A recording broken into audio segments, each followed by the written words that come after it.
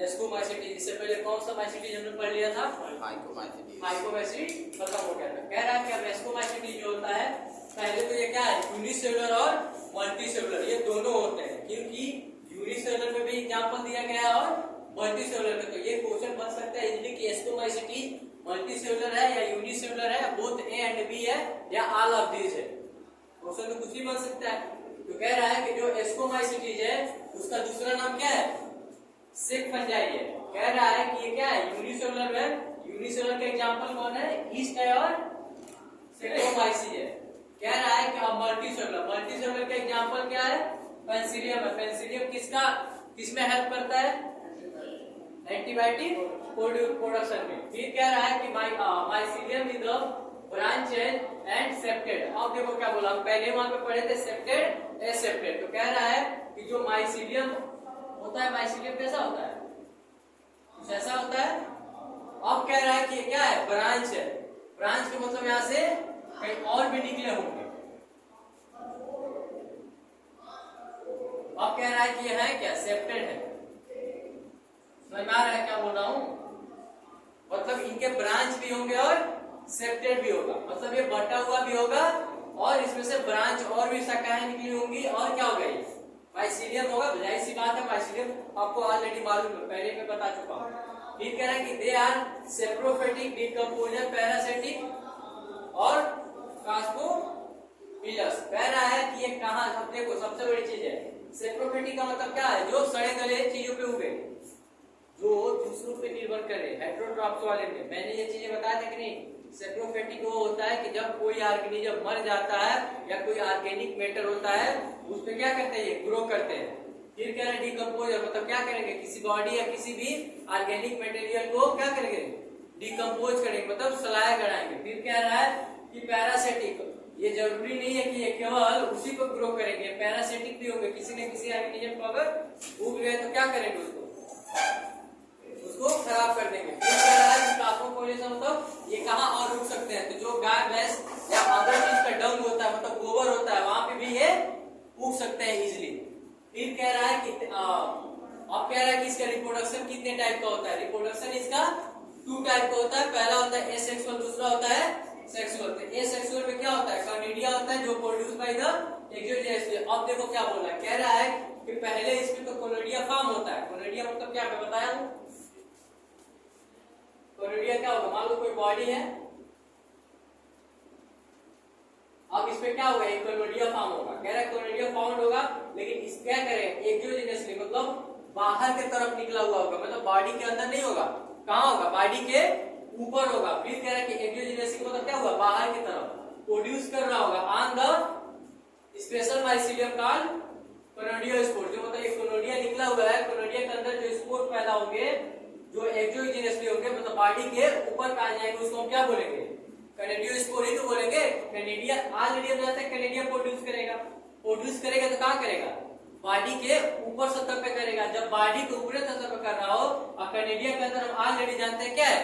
Spore भरा हुआ है, तो कनेडिया स्पोर ही तो बोला जाएगा। कनेडिया के अंदर स्पोर भरा है तो क्या हुआ? कनेडिया स्पोर। वही बात बोला कि कनेडिया प्रोड्यूस, मतलब कह रहा है कनेडिया कहां प्रोड्यूस होता है?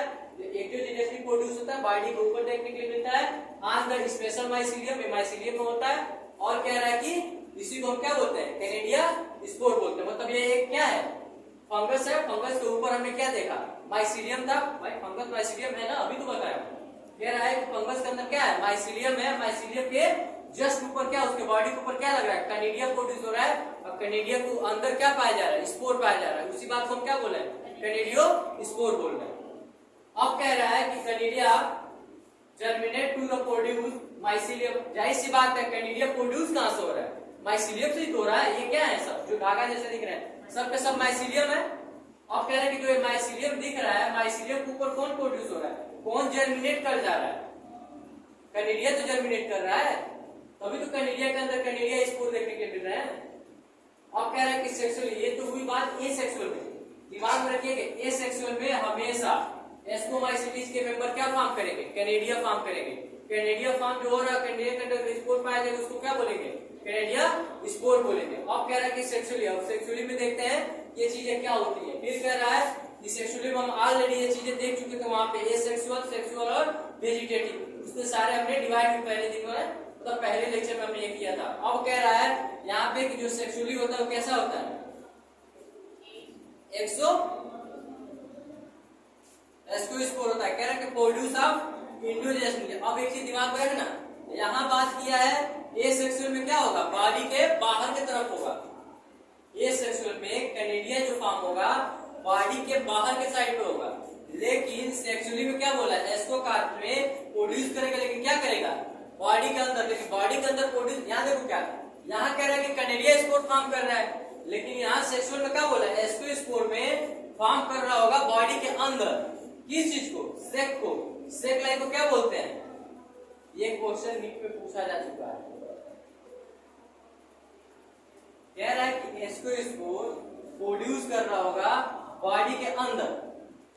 दिमाग इतना ही रखना है, ए सेक्सुअल में क्या होगा, बॉडी के बाहर, सेक्सुअल में क्या होगा, बॉडी के अंदर। अगर ए सेक्सुअल है तो बॉडी के बाहर क्या फॉर्म हो रहा होगा, कैनेडिया, जिसको हम किस नाम से जानते हैं, कैनेडियोस्पोर के नाम से जानते हैं। लेकिन वही कह रहा है, वही बात अगर सेक्सुअली की जाए तो क्या कह रहा है, सेक्सुअली में क्या होगा, एक्सोकार्प प्रोड्यूस कर रहा होगा बॉडी के अंदर, और जो बॉडी के अंदर जो प्रोड्यूस हो रहा है उसको क्या बोलते हैं, सेक।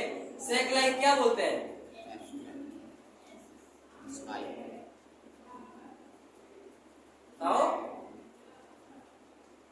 अरे सेक लाइक की स्ट्रक्चर को क्या बोलोगे, एस्की।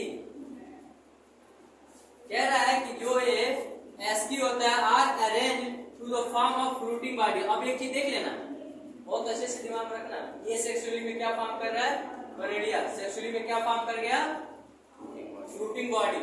तो दिमाग में काम आ रहा है कि नहीं, यहाँ कैनेडिया फॉर्म हो रहा था, कैनेडिया के अंदर ना हमने क्या देखा था, कैनेडियोस्पोर देखा था।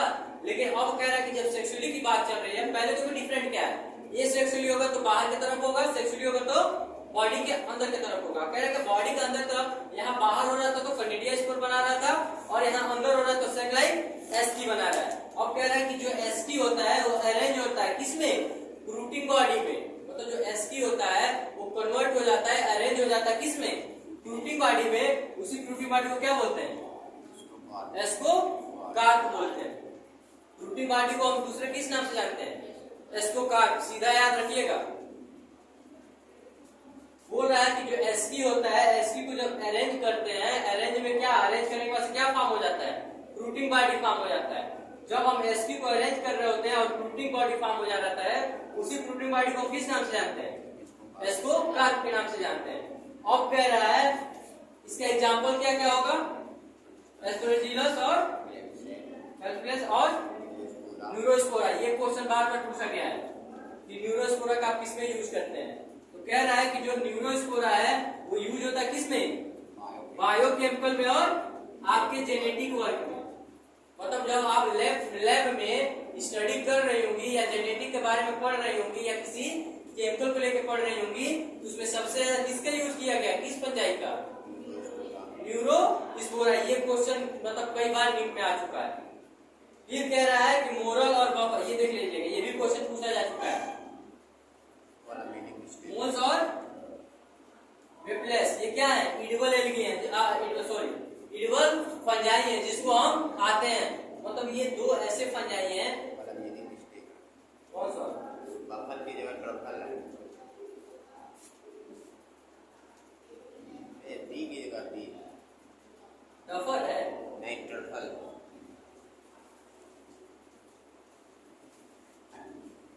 D R R U double are.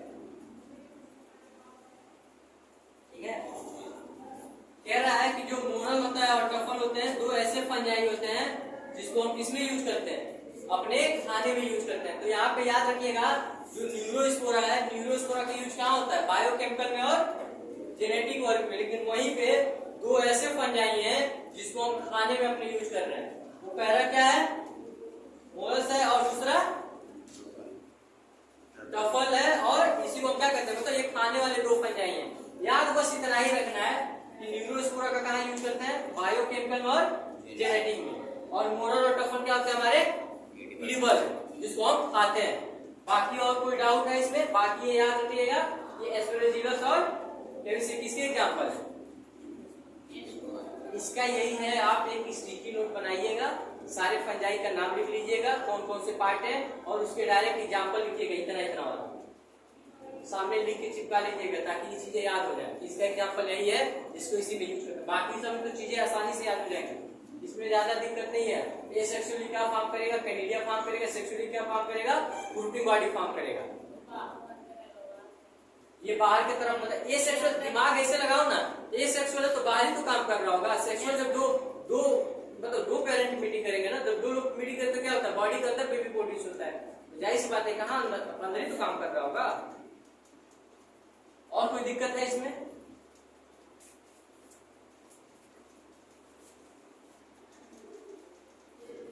अब तीसरा कौन सा है? तीसरा पार्ट है बेसिडियो माइसिटीज। कह रहा है जो बेसिडियो माइसिटीज होता है, कह रहा है कि इंक्लूड, मतलब आप जो जानते हैं मशरूम आप डेली लाइफ में बहुत इजीली खाते हैं, तो कह रहा है जो आप मशरूम खाते हैं वो किसका पार्ट है? Basidio mycetes. अरे मशरूम खाते हो ना, मशरूम की सब्जी व्हाइट वाला जो दिख रहा है आजकल ठेले पे, वही कह रहा है वो किसमें आता है? किसका एग्जाम्पल है? बेसिडियो माइसिटीज का। इससे पहले हमने अभी देखा किसमें? एस्कोमाइसिटीज में। एस्कोमाइसिटीज में दो खाने वाले फंगस थे, मार्बल और ट्रफल। याद रहेगा ना? न्यूरोस्पोरा का क्या काम था?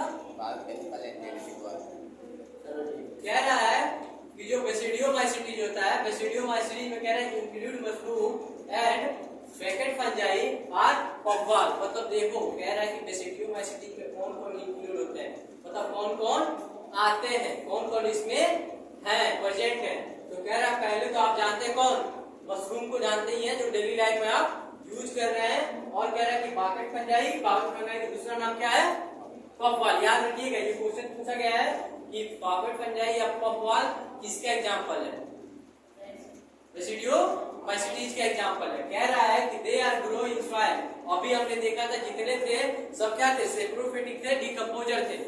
लेकिन यहाँ पे अब बातें चेंज हो गई है कुछ। ऐसे तो नहीं डिवाइड किया गया है, चार भाग अगर हैं तो ऐसे तो है नहीं, सबके कुछ अपने अलग अलग क्या है क्राइटेरिया है, उनका अलग अलग काम है। तो कह रहा है कि दे आर ग्रो, मतलब ये कहाँ ग्रो करते हैं, मतलब कहाँ ये अपने आप को बढ़ाते हैं, मतलब पैदा होते हैं। तो कह रहे हैं दे ग्रो इन सॉइल, मतलब ये सॉइल पे ग्रो करते हैं। फिर कह रहा है on log and tree smut and the living plant body and parasite. मतलब कह रहा है कि अभी तक देखो इसने कहीं डिकम्पोजर की बात नहीं किया। डिकम्पोजर की बात कहाँ किया था?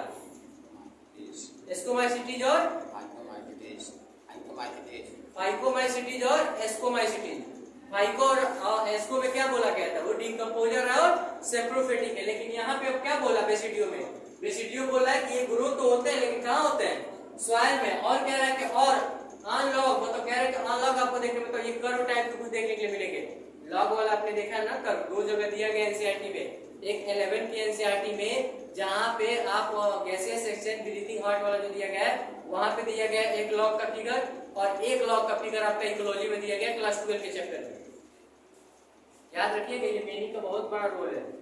और एक लॉग यहाँ दिया गया, तो वो कर्व के हिसाब से पूछेगा, ये लॉग यहाँ के हिसाब से पूछ रहा है। कह रहा है कि ट्री स्मॉट, मतलब आपने पेड़ के ऊपर भी देखे हो ना, पेड़ के ऊपर जो उग जाता है मशरूम, अरे मशरूम नहीं होता बट होता है फंगस ही, जो पेड़ के ऊपर निकल आता है, हम जाते हैं हाथ से ऐसे तोड़ देते हैं। अरे कोई पेड़ का आप ब्रांच ऐसे देखी होगी और इसी के ऊपर ऐसे ऐसे लगे रहते हैं बरसात के सीजन में। अरे व्हाइट कलर के, ब्राउन कलर के लगे रहते हैं, हम जाते हैं ऐसे हाथ से तुरंत तोड़ लेते हैं। लेकिन ऐसा नहीं करना चाहिए, क्या पता वो टॉक्सिक हो। वही कह रहा है कि जो बेसिडियोमाइसिटीज का मेंबर होते हैं ये कहाँ ग्रो करते हैं? सॉइल में ग्रो करते हैं। और अनलॉग फिर कह रहा है कि कहाँ? ट्री स्मॉट, मतलब पेड़ों के ऊपर भी देखने के लिए मिलते हैं। और लिविंग प्लांट, मतलब कह रहा है कि देखो ट्री स्मॉट मतलब जो प्लांट अगर गिर गया है, ठीक है, मतलब प्लांट हमने काट दिया, पानी में भीगा पड़ा है, तभी उसमें तो आ जाते हैं, तभी फंगस लग जाते हैं। ये इस मीनिंग का मतलब वो बोला है। लेकिन इस मीनिंग का बोला है कि जो प्लांट जिंदा है, मतलब जो ग्रो कर रहे हैं, उनके ऊपर भी देखने के लिए क्या फाइकोमाइसिटीज का मेंबर दिख जाता है। कह रहे हैं कि बॉडी आर एज पैरासाइट, मतलब प्लांट के ऊपर तो ये ग्रो तो करते हैं लेकिन क्या है ये पैरासाइट। तो ये दिमाग में रखिए, जब बेसिडियोमाइसीटी होता है वो कहाँ ग्रो कर रहा है, सॉइल में भी ग्रो कर रहा है। अलॉन्ग डेड ट्री जो हम काट के गिरा देते हैं, पानी में सड़ता रहता है तो उसमें भी तो ग्रो कर जाता है। उसके बाद से कह रहे हैं कि पैरासाइट तो है, लेकिन किसके लिए पैरासाइट है, लिविंग प्लांट के लिए पैरासाइट है। कहानी देखिए ना कितना अच्छा बोल के जा रहा है, in living plant body as parasite, मतलब पैरासाइट तो है लेकिन किसके लिए, लिविंग प्लांट के लिए। एनिमल की बात किया ही नहीं है। तो ये याद रखिएगा, अगर ये पूछ दे सिंपल सा क्वेश्चन कि बताइए कि फंजाई का कौन ऐसा पार्ट है या कौन ऐसे क्या है, बताना चाहेगा, फंजाई के क्या है, क्लास। कह रहा है कि फंजाई का वो कौन ऐसा क्लास है जिसमें जो फंजाई का वो क्लास है वो केवल लिविंग प्लांट में ही पैरासाइट है। तो कौन होगा, बेसिडियोमाइसीटी। बेसिडियोमाइसीटी में ही तो लिखा गया in living plant body as parasite. मतलब ये पैरासाइट तो है लेकिन किस पे, लिविंग प्लांट के ऊपर। और कह रहा है कि कहां पाया जाता है, तो सॉइल पे ग्रो करता है, अनलॉक ट्री स्मॉल। इतनी कहानी याद रहेगी। इसका एग्जांपल 2 दिया गया है, रस्ट दिया गया, और इसमें बस रटना ही है, कुछ नहीं है। आप बोला ना स्टिकी नोट्स जो होती है आपके सामने, ऐसे लिख के चिपका लीजिएगा। हर किंगडम का नाम लिखिए, मतलब हर क्लास का नाम लिखिएगा, और क्लास के नाम लिखने के बाद से जो भी एग्जाम्पल आ रहे हैं एग्जाम्पल लिखिएगा, कहाँ पाए जा रहे हैं ये लिख दीजिएगा। फिर कह रहे हैं दे माइसीलियम, कह रहे हैं कि दे माइसीलियम ब्रांचेज एंड सेपरेट। फिर कहानी वही है इसका, मतलब कह रहा है कि क्या होंगे, ऐसे होंगे कुछ,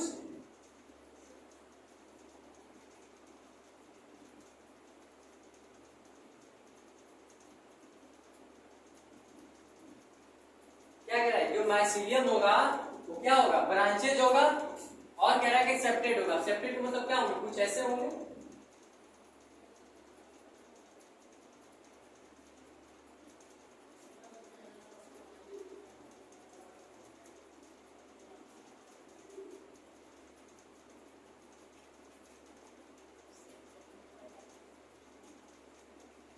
क्या हुआ, ये ब्रांचेज भी और सेपरेट भी है। कुछ समझ में आ रहा क्या वाला, मैंने जो केवल लाइनिंग खींची थी ऑर्गेनिक कंट्री, वो क्या है, सब माइसीलियम तो है, बट क्या ब्रांच जो मैंने इसमें से एक ही ब्रांच से निकला ना, एक से ये भी निकल गया, ये भी निकल गया, ये भी निकल गया, आगे चल के फिर इससे ये निकल गया, क्या पता इससे भी और कोई निकल जाए। तो क्या है, ये सेपरेट है और ब्रांचेज है। ये तो ब्रांच की होगी। सेपरेट की बात क्या है, सेपरेट ये जो डिवाइड किया जा रहा है, मतलब कह रहा है कि ये जो धागा है वो बीच में जो डिवाइड किया जा रहा है, ये क्या किया है, बांटा गया ना। तो वही कह रहा है क्या है, ये माइसीलियम है और ब्रांचेज और सेप्टेड है। इससे पहले वाले में क्या थे, माइसीलियम थे, ब्रांचेज थे, सेप्टेड थे। उससे पहले वाले में क्या था, ए सेप्टेड था और सेप्टेड था, दोनों था।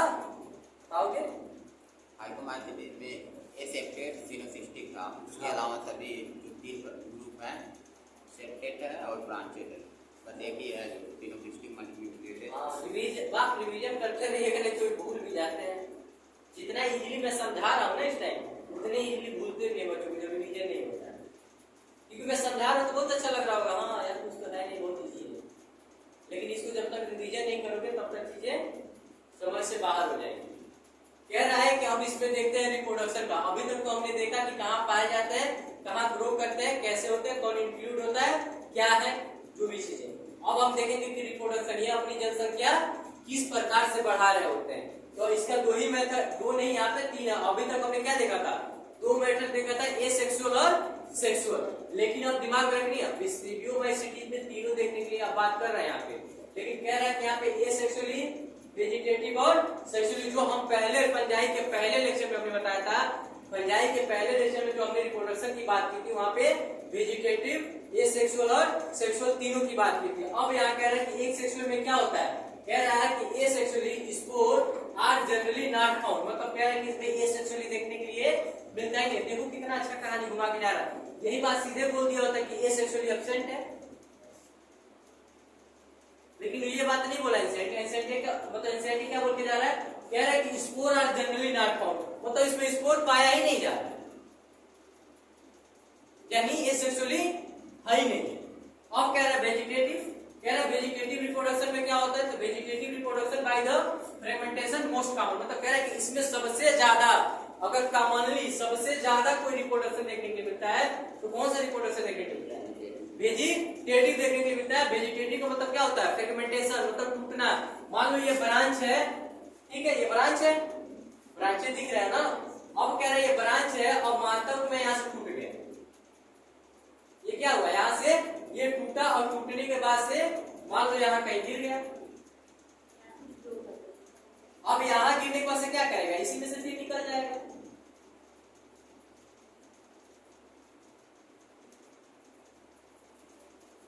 समझ में आया क्या बोल रहा है, ये फ्रेगमेंटेशन हुआ, मतलब जो चीज हमने यहाँ से तोड़ा और गिरा यहाँ पे, ये फिर क्या कर गया, नया प्रोड्यूस कर गया। तो वही चीज बोल रहा है कि vegetative reproduction by the fragmentation most common, मतलब सबसे ज्यादा अगर इसमें रिप्रोडक्शन हो रहा होगा, अगर इसमें जनसंख्या बढ़ रही होगी तो किसके थ्रू बढ़ रही होगी, वेजिटेटिव रिप्रोडक्शन की तरफ। वेजिटेटिव में क्या होता है, फ्रेगमेंटेशन होता है, मतलब ये जो बॉडी है इसी बॉडी पार्ट में से कोई टूटेगा और वो टूटने के बाद से क्या करेगा,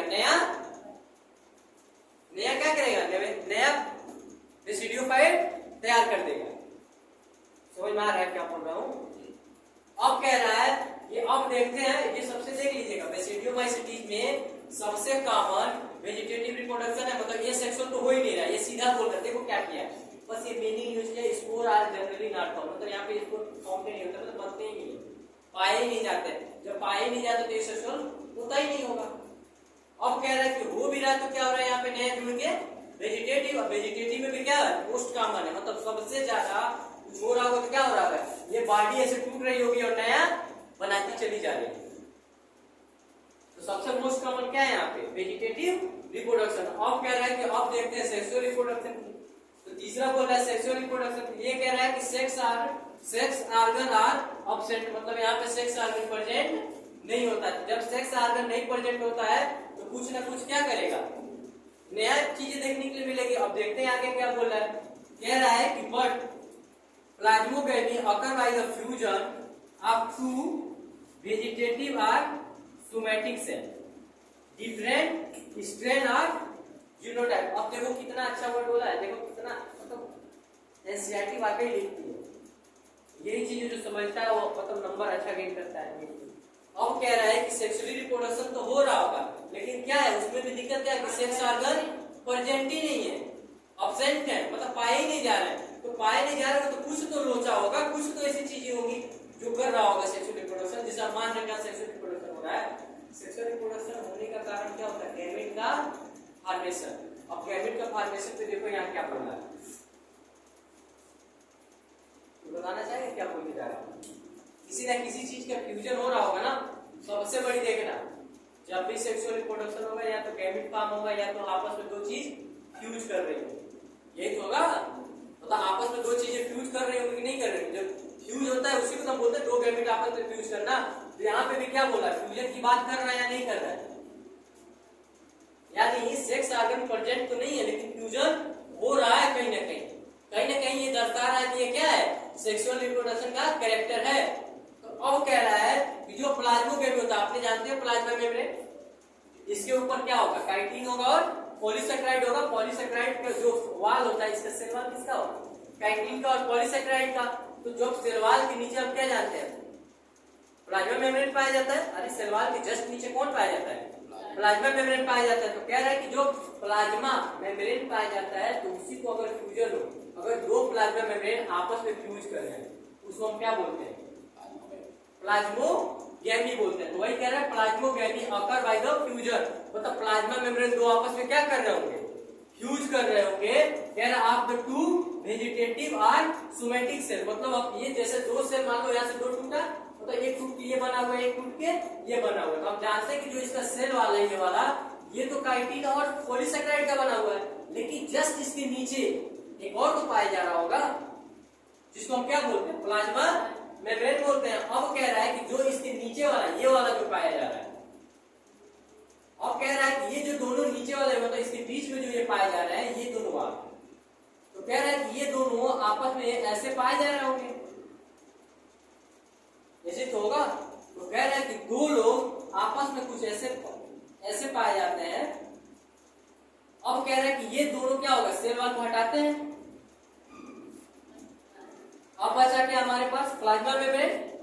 अब प्लाज्मा मेम्ब्रेन क्या कह रहा है, कह रहा है कि ये दोनों प्लाज्मा मेम्ब्रेन आपस में फ्यूज होते हैं, ये क्या हुआ, फ्यूजन हुआ ना, फ्यूजन हुआ। और कह रहा है कि अब देखो क्या बोल रहा है, फ्यूजन ऑफ द टू क्या लिखा गया, वेजिटेटिव और सोमेटिक। तो हम अब पहले ही पढ़ के आए कि वेजिटेटिव रिप्रोडक्शन में क्या होता है, फ्रेगमेंटेशन होता है। जब फ्रेगमेंटेशन हो रहा होगा तो ये क्या बोल रहा है, इसी चीज को तो दर्शा रहा है। ये सेक्सुअल रिप्रोडक्शन में इसलिए बोला गया है क्योंकि प्लाज्मा मेम्ब्रेन का क्या हो रहा है, यहाँ पे फ्यूजन हो रहा है आपस में। जाहिर सी बात है, जहां फ्यूजन होगा, जहां मिलन होगा, वहां क्या जाएगा, सेक्सुअल रिप्रोडक्शन ही तो आएगा। हमने क्या किया, दो ब्रांचेज लिया, दो ब्रांचेज के प्लाज्मा मेम्ब्रेन को हमने क्या किया, फ्यूज कराया, फ्यूज मतलब फ्यूजन करा दिया। अब कह रहा है कि इसी को हम क्या बोल रहे हैं, वेजिटेटिव और somatic cell are the different strand of the genotype. मतलब क्या किया हमने, इसका जीन कुछ अलग था और इसका जीन कुछ अलग था। हमने क्या किया, दोनों को आपस में फ्यूज कराया, तो लास्ट में क्या बना होगा, कुछ ऐसा ही तो बना होगा। तो क्या हुआ, दोनों का जीन आपस में मिक्स हो गया ना। इसका जीन कुछ और होगा, इसका कैरेक्टर कुछ और होगा, इसका भी कैरेक्टर कुछ और होगा, लेकिन दोनों जब आपस में फ्यूज किए तो एक अलग बना गया ना। पाइकोमेसिटी एक अलग मेंबर बना दिए, तो ये दोनों का कैरेक्टर एक पे आ गया ना। अरे इन दोनों का कैरेक्टर मिक्स हुआ तो एक बनाया ना, तो जब एक बनाया तो दोनों का कैरेक्टर इसमें आएगा कि नहीं आएगा, यही तो इन दोनों का प्रोजनी है, मतलब अच्छा है। वही चीज यहाँ बोल रहा है, कह रहा है कि plasmogamy occur by the fusion of two क्या वेजिटेटिव और somatic cell of the different state. मतलब दो डिफरेंट स्टेट को हमने क्या किया, मैच करा है, तो बाद में उसी को हम क्या बोले, जीनोटाइप बोले ना। मतलब हमने क्या कर दिया, जीन मिक्स कर दिया। तो ये कह रहा है रिप्रोडक्शन तो हो रहा है लेकिन प्रेजेंट सेक्स ऑर्गन नहीं है, यहाँ पे सेक्सुअल नहीं देखने के लिए मिला। लेकिन हमने सेक्सुअल बोला क्यों, क्योंकि यहाँ पे फ्यूजन देखने के लिए मिला, किसका, प्लाज्मोगैमी का, मतलब प्लाज्मा मेम्ब्रेन का। वो भी किससे लिया जा रहा है, वेजिटेटिव से या सोमेटिक सेल से। वेजिटेटिव ही तो है, टूट के दो पार्ट में टूटा, वेजिटेटिव या आप सोमेटिक सेल बोलो, कुछ भी कहो। अब कह रहा है कि the resultant R structure dikaryotic which given arise of the basidium. अब देखो क्या बोल रहा है, कह रहा है कि जो रिजल्ट ऑफ स्ट्रक्चर होगा, जो मतलब वहां पे बना है नया वाला, उसको हम क्या बोलेंगे, डाइकैरियोटिक बोलेंगे। जो गिव अराइज क्या फॉर्म करेगा,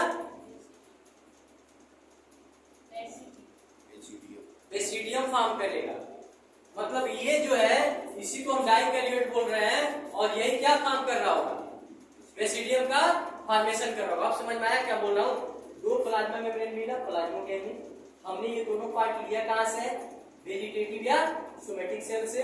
जब हमने इनको फ्यूज कराया, मतलब फ्यूजन हुआ, ये बना क्या, डाइकैरियोट। मतलब दो लोगों को हमने मिलाना, एक ये था और एक ये था। हमने दो लोगों को मिला, तो मिला के जब बनाया तो क्या हुआ, डाइकैरियोटिक हुआ। एक ये और एक ये, दो लोग हुए, दो लोग जब आपस में मिलेंगे तो क्या बनाएंगे, डाइकैरियोट। ये डाइकैरियोट क्या बना रहा होगा, आप समझ में आया, दो लोग को मिला है, डाइकैरियोट में तो दो, मतलब दो लोग ने आपस में मिला, प्लाज्मोगैमी किया। हमने लिया कहां से, वेजिटेटिव से और सोमेटिक सेल से। और कह रहा है जब दोनों को हमने फ्यूज किया तो बना क्या, डाइकैरियोट। डाइकैरियोट ने फॉर्मेशन किसका कर दिया, समझ में आया। अब कह रहा है अगले देखो, अब कह रहा है कैरियोगैमी। आप ऑलरेडी पढ़े हुए हैं कैरियोगैमी के बारे में, प्लाज्मोगैमी भी आप पढ़े हुए हैं। ये कुछ दिमाग में आ रहा है, पहला लेक्चर प्लाज्मोगैमी, कैरियोगैमी, मियोसिस। तो कह रहा है कि प्लाज्मोगैमी में क्या होता है, आपका प्लाज्मा मेम्ब्रेन फ्यूज करता है। कैरियोगैमी की बात कर रहा है तो क्या करेंगे, न्यूक्लियस आपस में, दो न्यूक्लियस आपस में फ्यूज करेगा। अगर मियोसिस होगा तो क्या फॉर्मेशन करेगा, स्पोर का फॉर्मेशन होगा। याद है कहानी, अरे लाइफ साइकिल में बताया था। अगर नहीं आपने देखा, अगर नहीं जानते हैं, अगर आप नहीं देख पाए होंगे तो आप YouTube पे जाइएगा, फंजाई का पहला लेक्चर